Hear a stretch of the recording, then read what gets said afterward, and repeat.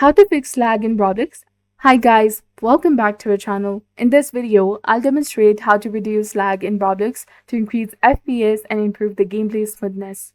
So please watch until the very end for the best strategies, and firstly close any unnecessary background programs by clicking on the upper arrow in the bottom right corner and exiting the games that is not in the use.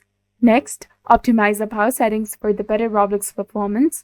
Search for Edit Power Plan in the search bar, navigate to the power options, and select High Performance for increased efficiency.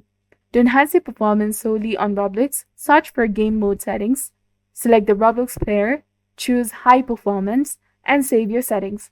For smoother performance on the lower-end computers, adjust appearance and performance settings by typing in Adjust Appearance and Performance, selecting the best performance, and applying the changes.